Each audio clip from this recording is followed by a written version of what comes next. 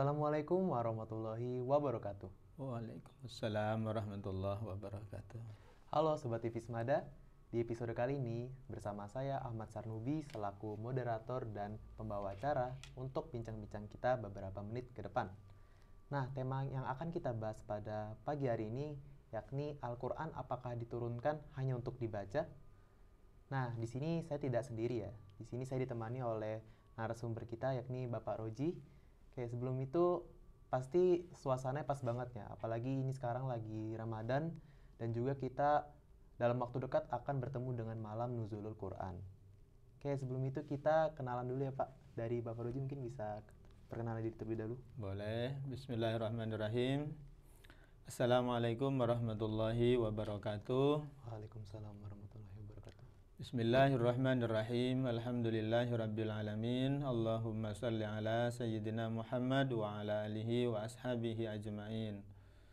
Qala Allah Ta'ala fil Qur'anil Karim. A'udzu billahi minasyaitonir rajim. Bismillahirrahmanirrahim. Syahrul Ramadan alladzi unzila fihil Qur'an hudal linnasi wa bayyinatin minal huda wal furqan. Shadaqallahul azim. Sahabat-sahabat sekalian, para pemirsa yang dirahmati Allah Subhanahu wa taala. Di sini saya Muhammad Rozi.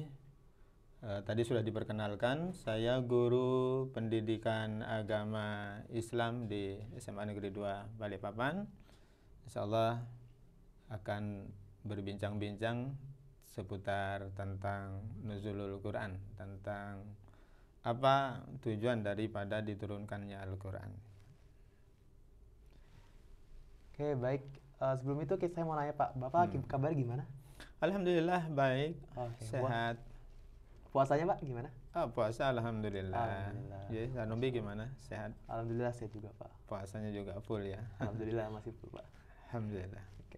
Oke, mungkin kita langsung aja ya ke materinya. Jadi untuk pertama kita akan bahas lebih dalam mengenai Al-Quran. Nah, karena kita dalam waktu dekat akan bertemu dengan malam Nuzulul Quran.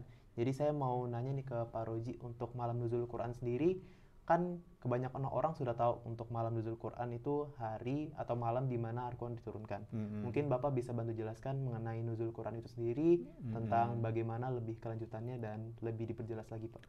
Iya, baik, terima kasih. Jadi begini. Nuzulul Quran artinya adalah turunnya Al-Quran ya.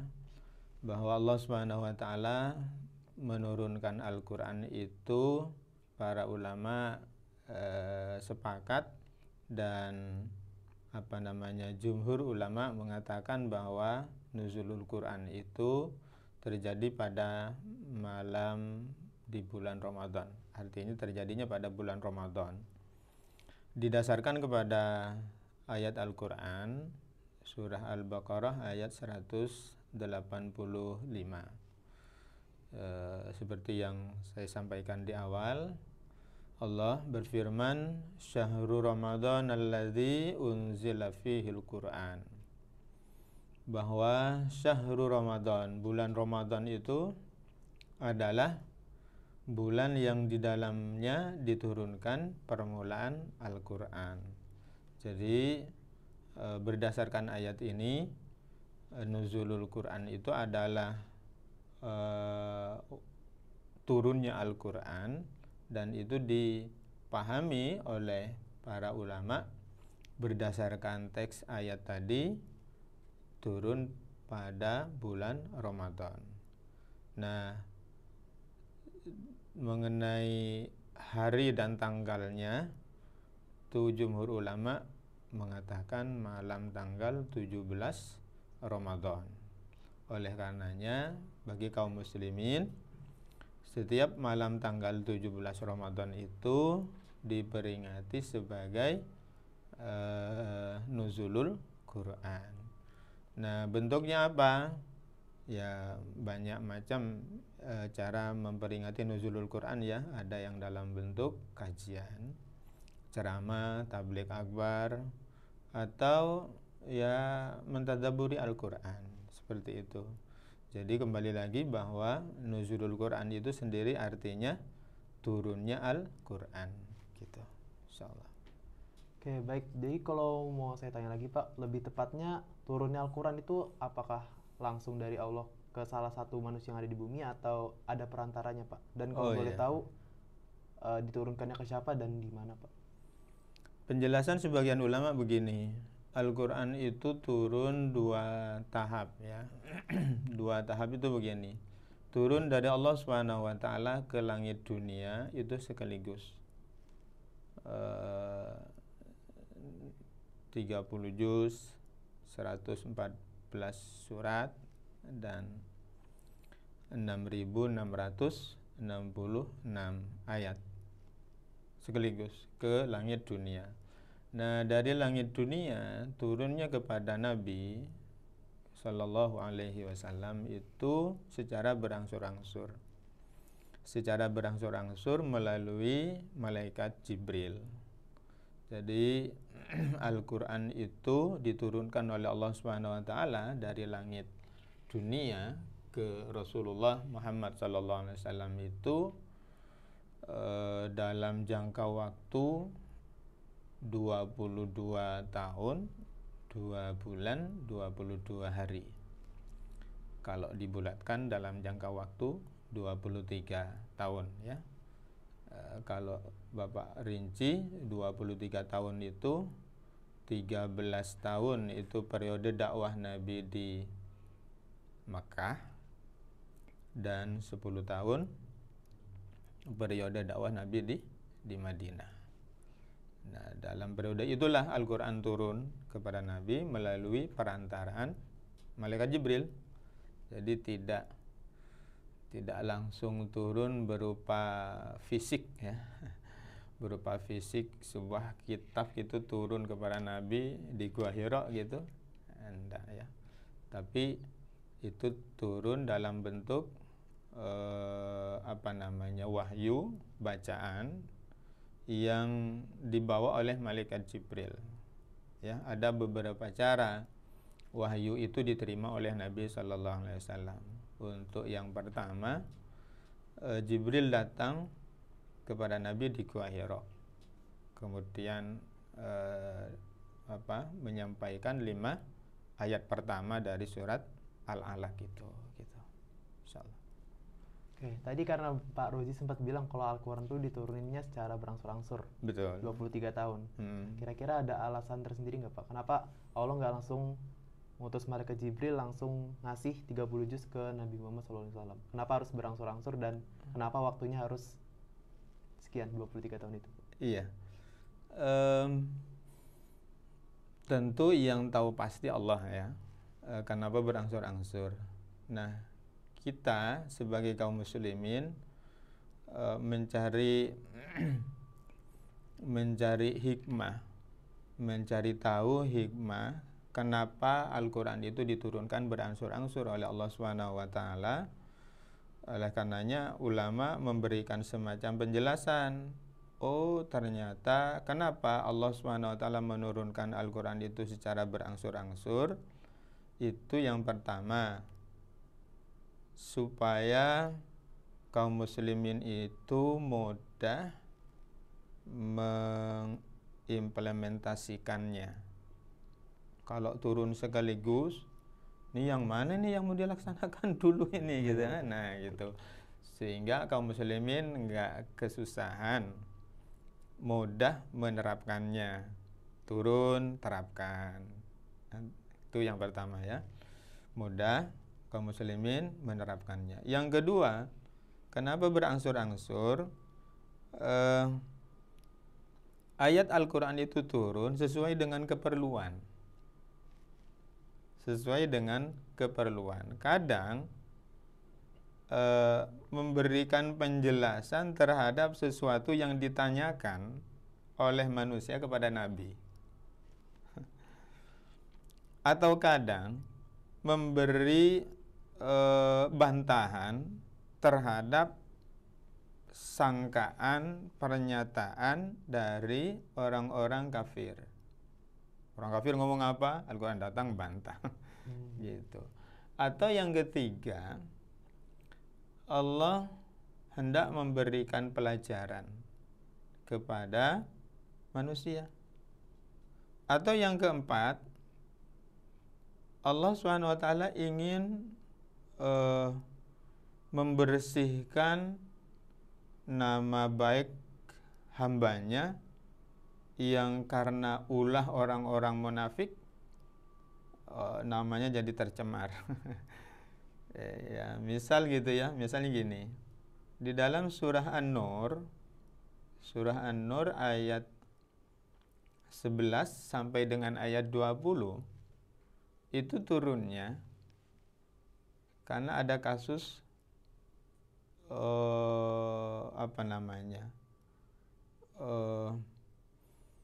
pencemaran nama baik Bunda Aisyah Ummul Mukminin, istri Nabi SAW, putrinya Abu Bakar. Nah, tuduhan macam-macam terhadap Bunda Aisyah gitu.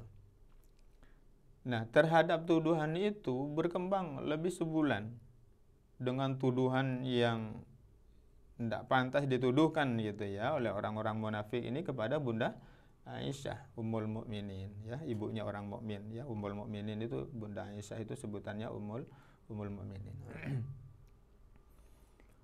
Allah kemudian memberikan penjelasan untuk membersihkan nama baiknya Aisyah, untuk penghormatan dan untuk demi kemuliaan Nabi Shallallahu Alaihi Wasallam. An-Nur ayat 11 sampai dengan ayat 20. Demikian juga ayat sebelumnya, ayat 6 sampai dengan ayat 10 dari surah An-Nur itu adalah penjelasan tentang bagaimana kalau seorang suami itu menuduh istrinya selingkuh. Gitu ya. Sementara dia tidak dapat 4 orang saksi. Di ayat 3 dan 4 di surah An-Nur itu, kalau seseorang itu menuduh orang lain selingkuh sementara dia tidak mendapatkan 4 orang saksi, maka dia yang akan dikenai hukuman. Hukumannya 80 kali cambukan. Nah, ini waktu itu ceritanya ada seorang suami pulang kerja menemui istrinya selingkuh, tapi dia tidak dapat 4 orang saksi. Bingung dia. Akhirnya apa? Kata Nabi, kamu, setelah dia lapor kepada Nabi, kata Nabi, kamu mau dicambuk atau kamu mendatangkan 4 orang saksi? Dia kemudian kepada Nabi begini, ya Rasulullah, aku berkata benar, cuman saya memang gak ada saksi. Sampai akhirnya sudah mau dieksekusi, tapi kemudian turun ayat. Jadi ayat Al-Quran itu turunnya berangsur-angsur. Kenapa? Karena sesuai dengan kebutuhan, ya. Termasuk juga misalnya ayat tentang puasa. Ayat tentang puasa ini turun setelah periode Madinah, yang puasa Ramadan lah ya. Puasa Ramadan itu turunnya setelah periode Madinah. Ya ayyuhalladzina amanu kutiba alaikumusyamu kama kutiba alal ladzina min qablikum la'allakum tattaqun. Ayat ini turunnya di Madinah. Pertanyaannya, berarti perintah puasa Ramadan baru datang di Madinah? Iya. Iya. Pertanyaan berikutnya, selama periode Mekah apakah kaum muslimin puasa? Kalau setahu saya puasa, Pak, tapi bukan yang puasa Bukan Ramadan. puasa Ramadan, Iya. kan, tapi tetap puasa kan. Iya, Pak. Nah, jadi Allah SWT menurunkan kewajiban puasa Ramadan itu setelah kaum muslimin siap, matang, setelah kaum muslimin berada di Madinah. Sementara pada periode Mekah, kaum muslimin nggak tenang dia hidupnya, gitu ya, masih dalam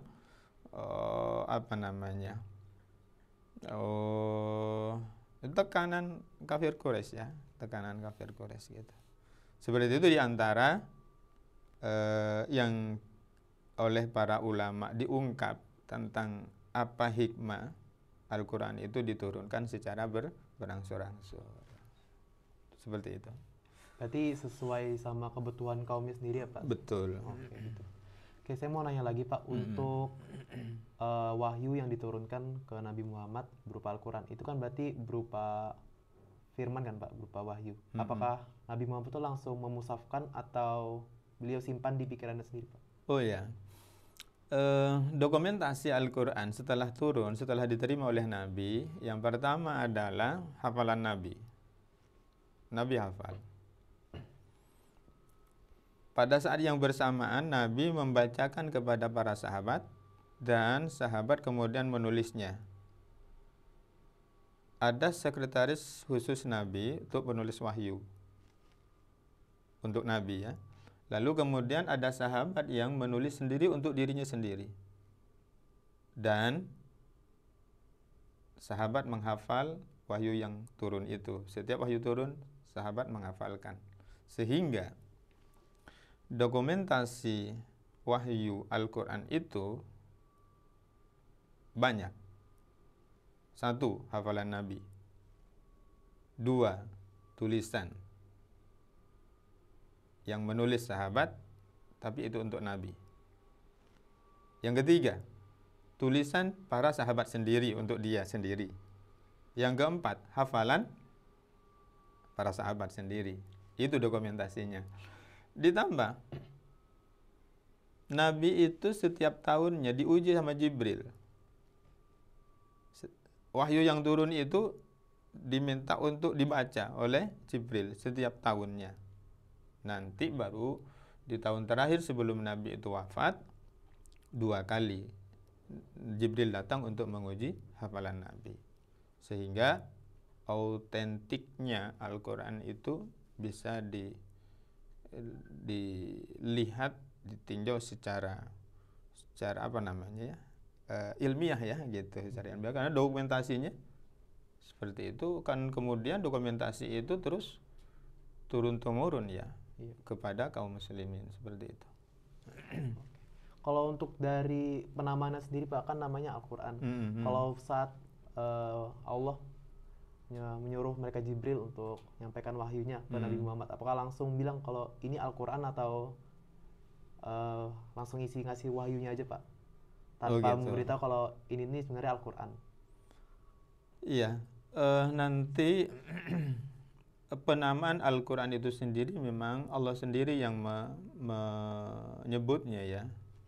Ada beberapa ayat yang menjelaskan bahwa ini adalah Al-Quran ya, yang turun kepada Nabi itu adalah wahyu yang sebutannya adalah Al-Quran. Walaupun juga Allah suatu ketika di dalam beberapa ayat menyebutkan kitab gitu ya. Tapi yang dimaksud adalah Al-Quran gitu. Saya ingin tambahkan bahwa nanti pembukuan Al-Quran itu yang kemudian yang kita kenal sekarang, yang orang sebagian menyebut mushaf, itu setiap kali wahyu turun kepada Nabi kan tadi secara berangsur-angsur. Iya Pak. Jarang yang turunnya utuh satu surat ya. Iya Pak, betul. Kadang hanya beberapa ayat. Memang ada sih satu surat lengkap ya, yang surah-surah pendek ya. Tapi yang surah-surah panjang rata-rata turunnya berangsur-angsur, tidak sekaligus. Nah, itu tawqifiyah. Tawqifiyah begini. Setiap wahyu itu turun, Nabi mengatakan kepada sahabat begini, ayat ini kamu tulis, kamu tempatkan posisinya setelah ayat ini, surat ini. Jadi Nabi itu memberikan petunjuk, ini ayat, kamu taruh posisinya setelah ayat ini di surat ini. Jadi penempatan ayat-ayat di dalam Al-Quran, di dalam surah itu, termasuk nama suratnya itu langsung dari Allah. Langsung dari Allah. Langsung dari Rasulullah. Kalau dari Allah itu berarti ke Rasulullah kan? Iya Pak. Apa yang dikatakan oleh Rasulullah SAW itu wahyu. ya, wa ma yantiqu anil hawa in huwa illa wahyu yuha, bahwa apa yang disampaikan oleh Nabi Muhammad SAW itu bukan datang dari kemauannya sendiri. Ketika Nabi mengatakan ini ayat Al-Quran, ini taruh di surah ini setelah ayat ini, itu bukan kemauannya Nabi, tapi itu dari Allah Subhanahu wa Ta'ala. Nah, adapun susunan nomor surat di dalam mushaf Al-Quran itu ijma' sahabat. Ijma' sahabat artinya apa? Kesepakatan para sahabat. Utamanya ini adalah ditetapkan di masanya mushaf Utsmani, itu ditetapkan di masanya Khalifah Utsman bin Affan, bahwa surah pertama itu Al-Fatihah, surah kedua itu Al-Baqarah, surat ketiga itu Ali Imran, yang keempat An-Nisa, yang kelima Al-Maidah, itu susunannya itu adalah ijma'. Ya, kesepakatan sahabat, ya. Dan ijma' sahabat itu dalil syara' yang kuat, yang kekuatan dalilnya itu sama dengan Quran dan hadis juga. Kenapa? Karena sahabat ketika berijma', ijma' itu aja sepakat. Ketika sahabat itu berijma', bersepakat, maka kesepakatannya itu kekuatan dalilnya sama dengan hadis dan Al-Quran. Kenapa demikian? Karena ada petunjuk dari hadis dan Al-Quran tentang sahabat radhiyallahu anhum wa radu'an. Allah ridho kepada para sahabat itu, dan para sahabat itu juga ridho kepada Allah Subhanahu wa Ta'ala. Jadi tidak mungkin sahabat itu bersepakat menetapkan sesuatu terus keliru gitu. Tak mungkin sahabat itu bersepakat menetapkan sesuatu salah atau sepakat berbohong misalnya itu. Tidak mungkin gitu. Kenapa? Al-Quran mengatakan radhiyallahu anhum. Allah ridho sama sahabat. Tidak mungkin Allah meridhoi sahabat yang berperilaku nggak benar. Misalnya gitu. Ya, oleh karenanya Al-Quran yang datang kepada Nabi SAW itu penamaannya bahwa itu adalah Al-Quran, Allah sendiri yang memberi nama, tapi sekali lagi tidak berupa satu buku, ya. Tadi secara berangsur-angsur berupa bacaan. Ya, Jibril membacakan, datang itu. Di antara cara Nabi menerima wahyu itu adalah turunnya itu terasa Nabi itu berat gitu, sampai kemudian keringatan, dan keringatnya itu besar-besar, ya, keluar dari tubuh beliau itu. Di antara salah satu cara wahyu turun kepada Nabi seperti itu. Itu selalu kayak gitu, Pak? Selalu berkeringatan atau beberapa satu ada cara yang lain lagi, seperti ayat pertama datang sendiri Jibril dalam bentuk seorang laki-laki, kan? Di dalam kisah turunnya wahyu di Gua Hira kan datang dalam bentuk seorang laki-laki, kan, ya? Ya, seperti itu. Kalau kepada nabi yang lain bentuknya wahyu itu turunnya dalam bentuk mimpi kadang. Tapi ini ke nabi yang lain. Berarti Nabi Ibrahim, ya, Nabi Ibrahim mimpi menyembelih putranya Ismail, itu dalam bentuk mimpi, kan. Tapi untuk Nabi Muhammad enggak. Tidak dalam bentuk mimpi turun wahyunya. Selalu seperti kalau enggak Jibril yang datang dalam bentuk seorang laki-laki, atau dalam wujud aslinya Jibril, atau seperti tadi, seperti suara gemerincing yang ini di telinga beliau, dan beliau terasa sangat berat gitu, seperti itu. Gitu, Pak. Ya, Pak Ruhi juga nggak bisa bayangin, Sarnabi juga nggak bisa bayangin, iya, karena betul. Belum pernah ngerasain turun wahyu, gitu ya. Iya, betul. Tapi ceritanya seperti itu, ya. Ya. Kayak berbicara mengenai mushaf nih, Pak. Kan tadi Bapak bilang kalau orang-orang di zaman dahulu tuh mushafnya kebanyakan ditulis buat sendiri, terus dihafalin buat dikasih ke keturunannya Pak. Nah itu Hmm. berarti buat keturunan yang di bawah-bawahnya lagi juga sama Pak. Mereka nangkapnya juga caranya di mushaf yang mereka dapat Gini dan di gini hafalan. gini di masanya itu terjadi di masa sahabat, di masa awal-awal ya, Iya di Pak. masih ada Nabi Shallallahu Alaihi Wasallam, dan Nabi itu membuat aturan. Kata Nabi, jangan kamu menulis sesuatu selain Al-Quran, sehingga dipastikan yang ditulis itu cuman wahyu, cuman Al-Quran, ya. Bisa dipastikan yang ditulis itu cuman Quran, bukan yang lain. Ya, saat itu ya, saat itu. Terus yang saya maksud tadi bahwa ketika wahyu itu turun kepada Nabi, Nabi membacakan kepada sahabat, ada penulis Nabi memang penulis wahyu untuk Nabi, ada kemudian sahabat menulis untuk dirinya sendiri gitu. Memang betul seperti itu. Tapi tidak terus kemudian turun-temurun itu diwariskan ke anak cucunya, enggak. Karena nanti di masanya Utsman bin Affan itu Utsman menetapkan standar bahwa rujukan bacaan Al-Qur'annya itu ke mushaf yang ditetapkan oleh Khalifah Utsman bin Affan, dengan beberapa latar belakang ya, kenapa kemudian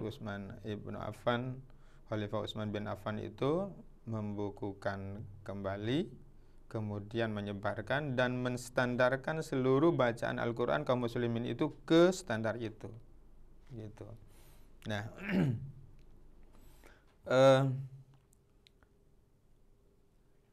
diperbanyak sebanyak 6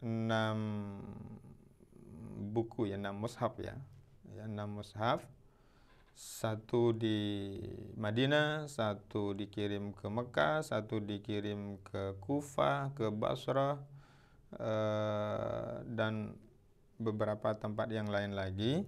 Nah, sehingga nanti standar bacaan Al-Quran kaum muslimin itu ke situ. Kenapa? Karena sebelumnya ditemui ada perbedaan dalam cara membaca Al-Quran antara wilayah yang satu ke wilayah yang berikutnya gitu. Nah, distandarkanlah oleh Utsman ibnu Affan dengan satu mushaf itu, begitu.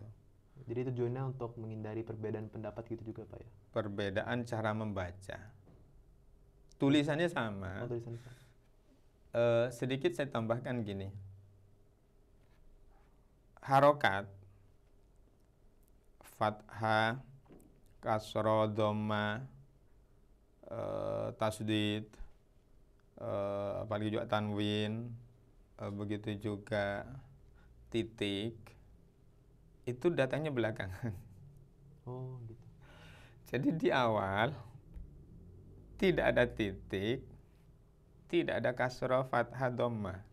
Berarti Arab gundul ya Pak? Gundul banget. Oh. Ya, titik aja nggak ada. Bagaimana bisa membedain? Nanti Sarnobi bisa coba nulis tulisannya huruf ba dengan ta dengan sa, ada bedanya nggak? Ada Pak di titik-titiknya itu. Sekarang kalau titiknya nggak ada, Nah itu sama-sama ini kan. titiknya dibuang. Iya, sama Pak. Padahal itu beda. Menulis ba, ta, sa, walaupun nggak ada titiknya, itu aslinya bentuknya beda. Begitu juga nun. Kan berapa macam sudah ini? 4 kan? Iya Pak. Ba, ta, sa, nun. Apalagi yang sama seperti itu? Sa Pak, sya. Tapi kan dia ada. Dia kan ada Iya, giginya kan? Iya. Nah, tadinya antara sin dengan shin, yaitu bagaimana membedakan antara yang besar dengan yang kecil. Nah, tadinya nggak ada. Nah, Islam sudah menyebar ke berbagai daerah gitu kan. Tulisannya tetap itu, tapi cara membacanya beda. Yang satu membaca marrotaini, yang satu membaca lain misalnya gitu kan. Kan yang benar bacanya apa nih kan gitu akhirnya. Nah, untuk seperti itu maka kemudian Khalifah Utsman menetapkan standar supaya tidak terjadi salah baca lagi gitu. Adapun nanti belakangan ada penambahan titik itu untuk memperjelas lagi supaya bedain antara ba, ta, sa dan nun itu gitu.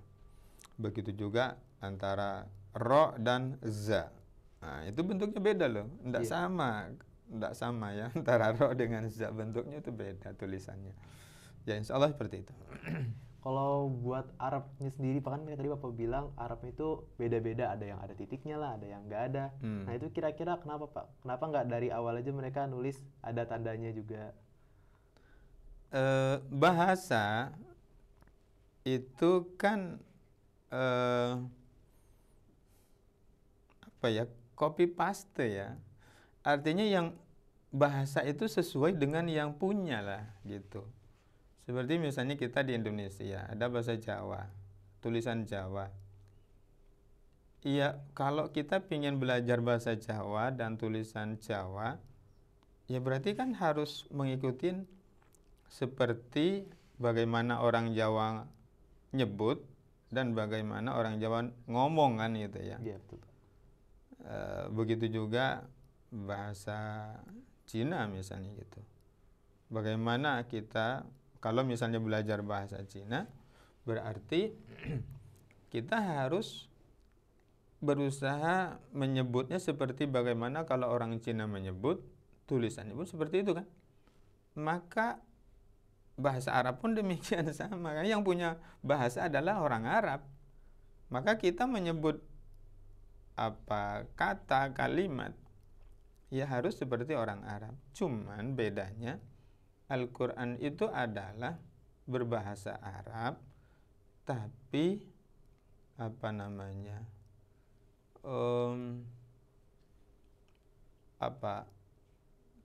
tidak sama persis seperti bahasa Arab yang dipakai hari-hari oleh orang Arab.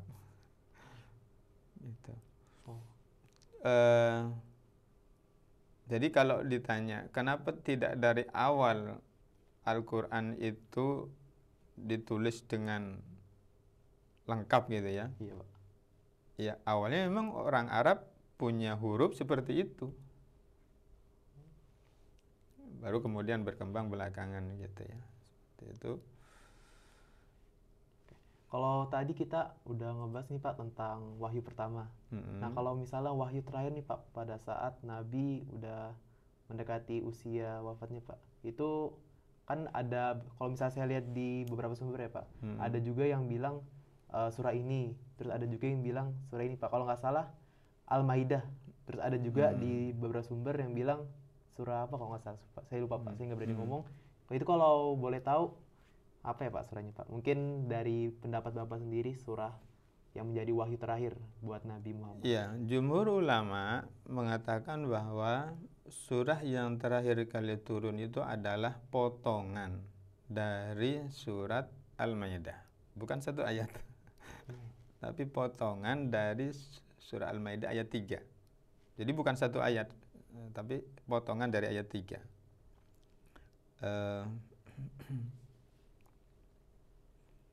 Al-yawma akmaltu lakum dinakum wa amantu alaikum ni'mati wa raditu lakumul Islam madina. Sebagiannya mengatakan demikian ya. Wallahu a'lam bishawab.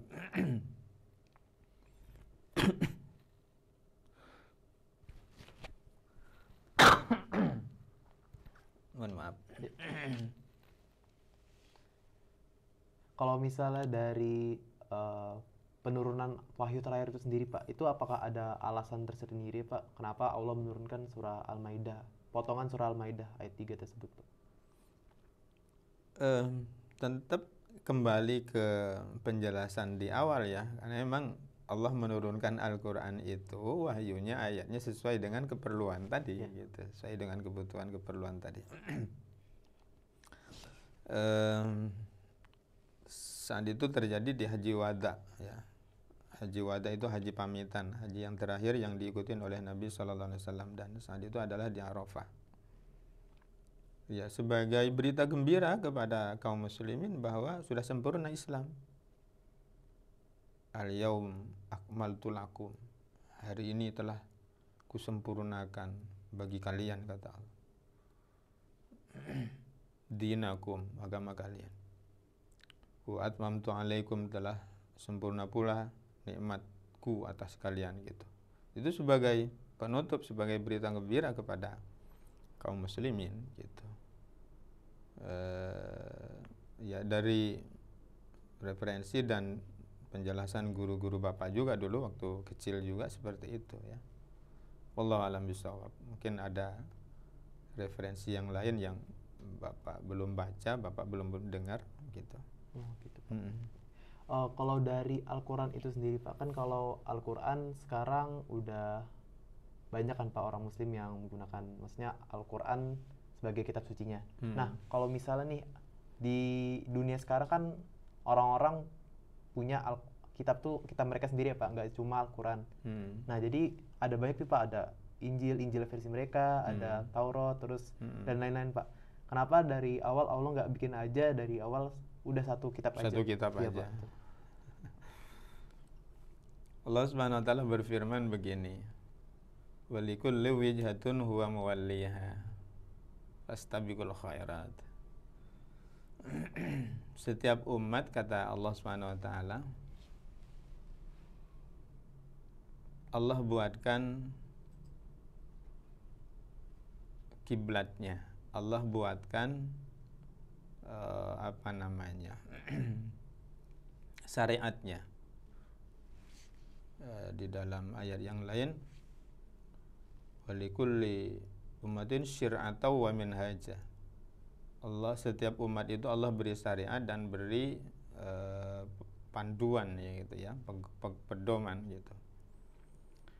Kenapa Allah Subhanahu wa taala tidak menurunkan satu kitab saja untuk semua, gitu ya? Iya, betul, Pak. Kata Allah Subhanahu wa taala, liyabluwakum ayyukum ahsanu amala. Allah hendak ingin menguji di antara umat ini siapa yang terbaik amalnya. Jadi selain itu, ini terkandung pelajaran yang bagus, yang penting bagi kita, bahwa sesuatu itu menuju sempurna dengan tahapan. Allah menurunkan suhuf, menurunkan kitab Zabur, menurunkan kitab Taurat, habis itu Injil, habis itu Al-Quran. Kan ini tidak bersamaan nih. Iya, Pak. Setelah ini, setelah ini kan, gitu ya. Sebelum Al-Quran kan Injil, gitu. Sebelumnya Taurat, gitu. Supaya apa? Allah mengatakan di dalam wahyunya,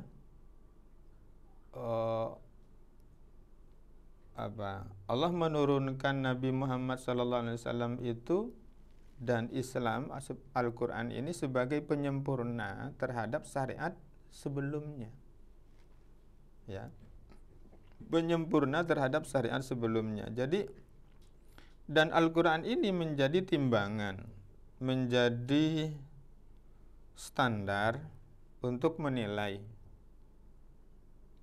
apakah kitab sebelumnya itu benar atau tidak.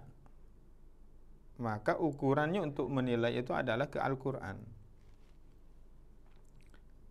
Kalau isinya sejalan dengan Al-Quran, itu berarti benar. Tapi kalau bertentangan dengan Quran, berarti udah ada kesalahan di sana, gitu. Jadi Al-Quran itu, kata Allah SWT, muhaiminan alaih, sebagai sesuatu yang dijadikan sebagai timbangan untuk menilai kitab-kitab sebelumnya.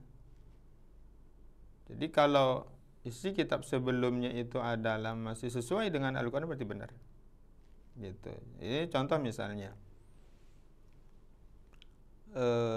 pakaian menutup aurat bagi wanita misalnya gitu. Semua agama, semua kitab suci yang diturunkan mengajarkan itu. Sampai kepada Al-Quran juga mengajarkan itu kan. Gitu. Begitu juga tentang siapa yang harus disembah misalnya gitu. Dari wahyu yang diturunkan oleh Allah kepada Nabi yang pertama sampai kepada Nabi yang terakhir, ya yang disembah itu adalah ya pencipta alam semesta, langit dan bumi gitu ya. Seperti isinya yaitu Huwallahu ta'ala, dia Allah Subhanahu wa ta'ala. Ya. Jadi sekali lagi, kenapa Allah Subhanahu wa ta'ala tidak menurunkan satu buku saja untuk semuanya gitu? Ya, jawabannya sekali lagi adalah, tentu jawabannya bisa luas ya, dan bisa sangat mendalam ya, tapi jawaban simpel Bapak adalah karena Allah hendak ingin menguji di antara kita manusia ini siapa yang betul-betul beriman dan siapa yang paling baik amalnya. Karena kan begini, ketika datang Injil, yang diuji siapa? Oleh Allah. Nabi Isa. Yang diuji adalah orang-orang Yahudi. Oh iya, kaumnya Pak maksudnya? Iya, kaum umat Nabi Musa kan? Iya Pak. Orang-orang Yahudi kan? Setelah Injil turun, yang diuji itu adalah orang-orang yang dahulunya itu beriman kepada Taurat, beriman kepada Nabi Musa kan? Iya Pak. Apa ujiannya? Setelah Injil itu turun, apakah orang-orang yang tadinya beriman kepada Taurat ini mau mengimani Injil atau enggak? Itu kan ujian bagi mereka. Iya Pak. Mau tunduk dan patuh terhadap syariat yang ada di dalam Injil apa enggak kan gitu. Iya Pak. Begitu juga setelah Isa diangkat oleh Allah Subhanahu wa taala ke langit. Kemudian ada masa yang panjang ini vakum, tidak ada turun nabi dan rasul. Maksudnya tidak ada rasul yang turun ya. Kurang lebih ada yang mengatakan 400, 500, 600 tahun jedanya sejak Nabi Isa diangkat ke langit sampai kemudian turun Nabi Muhammad itu.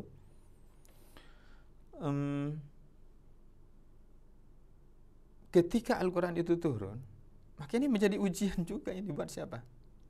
Buat kaum Nabi Muhammad. Buat umat Nabi Isa dan umatnya Nabi Isa, buat orang-orang Nasrani dan orang-orang Yahudi kan.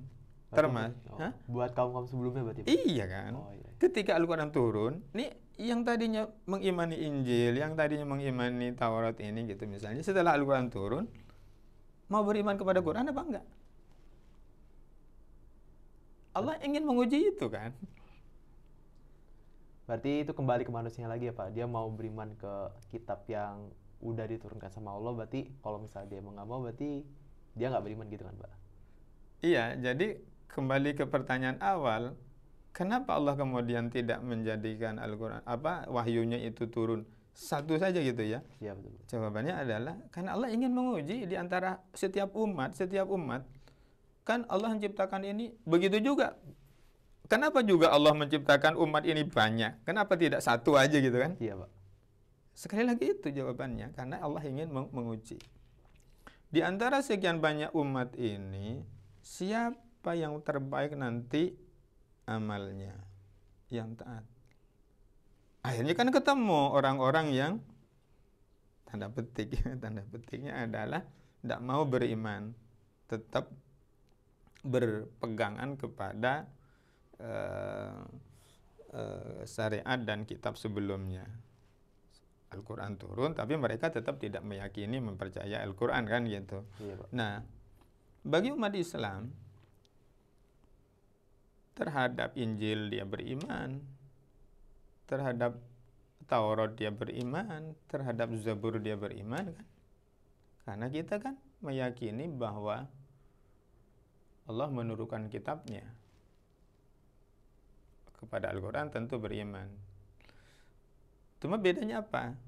Bagi kaum muslimin mengimani Al-Quran dengan iman kepada kitab sebelumnya, Injil, Taurat, dan Zabur ini misalnya gitu. Nah, bagi kaum muslimin mengimani terhadap kitab sebelumnya itu dengan tidak menjadikan sebagai pedoman hidup dalam kehidupan sehari-hari. Kalau Al-Quran dia imani bahwa itu adalah datang dari Allah Subhanahu wa taala dan itu menjadi pedoman hidup. Nah, gitu. Jadi di antara yang bisa kita ungkap hikmahnya kenapa Al-Quran wahyu Allah itu tidak diturunkan sekaligus gitu, satu saja untuk seluruhnya mulai dari sejak Nabi Adam sampai nanti hari kiamat gitu. Karena lagi-lagi Allah ingin melihat siapa nih yang beriman. Jadi kitab-kitab sebelum Al-Quran kayak Az-Zabur, Injil, dan Taurat itu cukup diimani ya Pak. Dan yang kita jadikan sebagai pedoman hidup itu sekarang Al-Quran. Iya, tapi gini, bagi umatnya Nabi Musa dulu yang beriman kepada Allah, beriman kepada Taurat gitu ya, taat kepada ajaran Nabi Musa, dia disebut orang beriman dan dia berhak masuk surga. Tapi begitu datang Injil, dia mau beriman kepada Injil apa enggak, atau tetap dengan keyakinan semula kan gitu. Begitu juga ketika turun Al-Quran. Paham maksud Pak Praji? Gitu loh. Jadi itu kembali lagi ke manusianya ya Pak ya? Betul. Ini bicara mengenai pedoman Al-Quran Pak sebagai kehidupan kita. Nah karena saya ini sebagai pelajar Pak ya, mungkin kalau peran pelajar sebagai umat Islam dalam mengimplementasikan Al-Quran dalam kehidupan sehari-hari kita, bagaimana Pak? Iya, Al-Quran diturunkan apakah hanya untuk dibaca? Tentu jawabannya tidak ya. Jadi Al-Quran memang bacaan, dan harusnya kaum muslimin ini menjadikan Al-Quran itu sebagai bacaan utama. Tidak ada bacaan yang setiap hurufnya itu diberi pahala kecuali Quran, kecuali membaca Quran. Tetapi Al-Quran diturunkan tentu tidak hanya untuk menjadi bacaan. Lebih daripada itu, kewajiban kaum muslimin selain membacanya setiap saat, mentadabburinya kandungan maknanya, maka kewajibannya adalah jadikan sebagai pedoman hidup, sebagai petunjuk hidup, sebagai panduan dia hidup. Kalau di dunia ini hidup perlu aturan, perlu panduan, perlu tata tertib, ya itulah Al-Quran. Jadi Al-Quran itu tata tertib hidup. Mau ngapain, ya ikutin tata tertibnya gitu loh. Ya ikutin panduannya. Ibaratnya mau nginstal sesuatu gitu, installernya itu Quran. Bagaimana sebagai seorang siswa untuk mengimplementasikan Al-Quran? Tentu yang pertama pahami dulu kan. Tidak akan bisa kita mengimplementasikan Al-Quran kalau kemudian belum paham. Maka pahami. Nah, gimana caranya supaya paham? Pelajari gitu. Oleh karenanya harus ada sarana, forum-forum, komunitas untuk memahami Quran. Selain ya setelah kita belajar membaca Al-Quran dengan kaidah tajwid makhraj yang benar, maka selanjutnya adalah belajar memahami kandungannya, belajar memahami makna yang terkandung di dalamnya. Ya, syukur kita sekolah kita ada sarana tadabbur Quran, sedikit tapi pasti ada tambahan pemahaman Al-Quran. Nah, apa yang sudah kita pahami dari Al-Quran ini, berusaha sekuat mungkin untuk kemudian kita amalkan.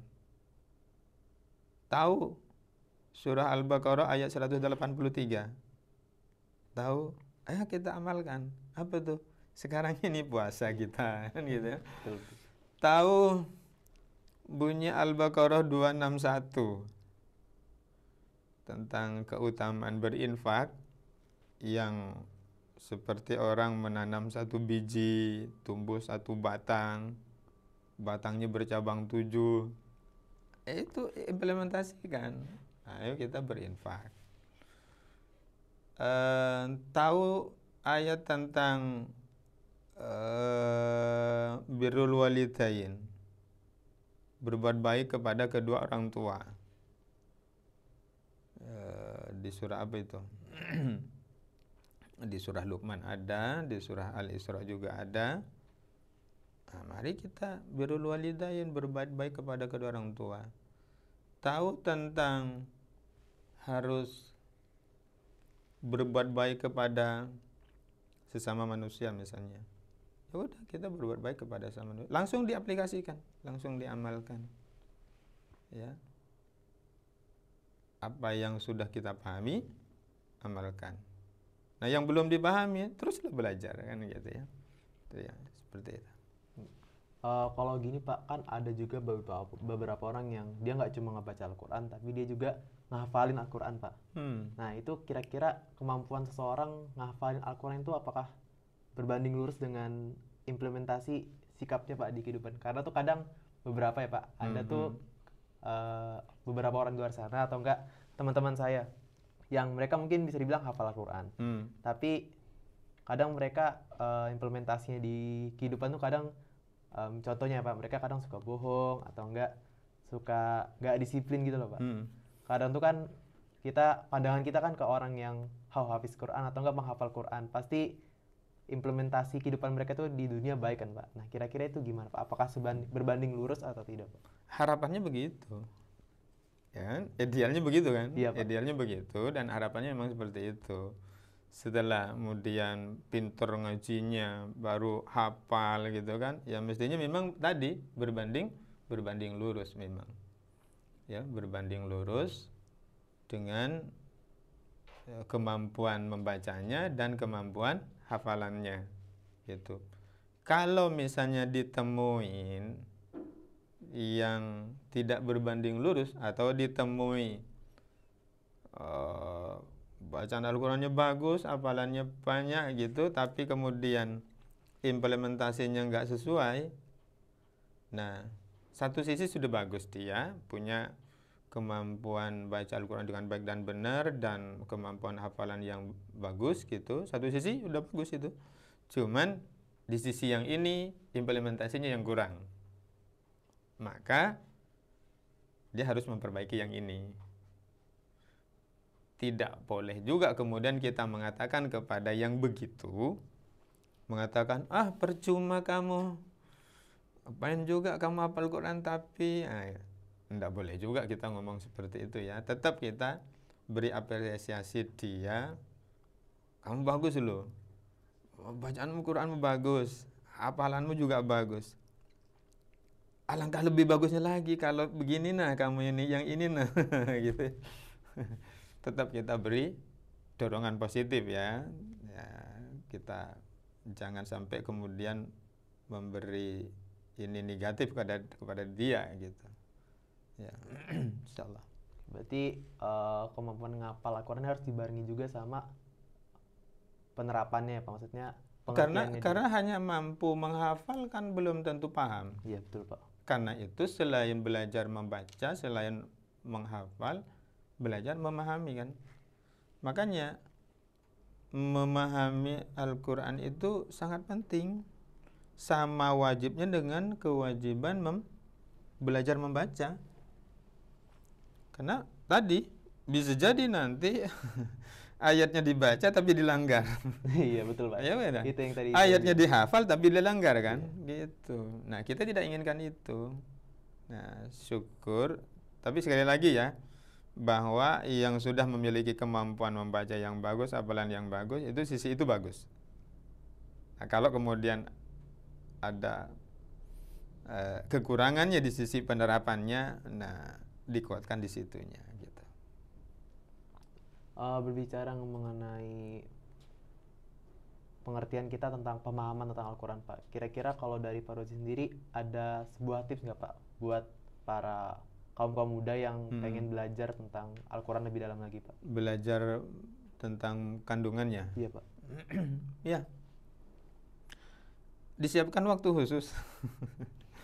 Seperti Sarnobi ekskul apa? School Paskas sama KPM, Pak. Itu kamu dalam sepekannya nyiapkan waktu berapa jam? Untuk Al-Quran? Untuk dua ekskul ini. Tergantung sih, Pak. Kalau misalnya kan kadang Rata-rata dalam sepekan. Sepekan mungkin 3 hari, Pak. Itu kalau digabung ya, Pak, dua school itu. 3 hari. Maka bagaimana sebisa mungkin menyiapkan waktu untuk belajar memahami Al-Quran itu sebagaimana kamu menyiapkan waktu untuk ekskul tadi 2 itu. Artinya adalah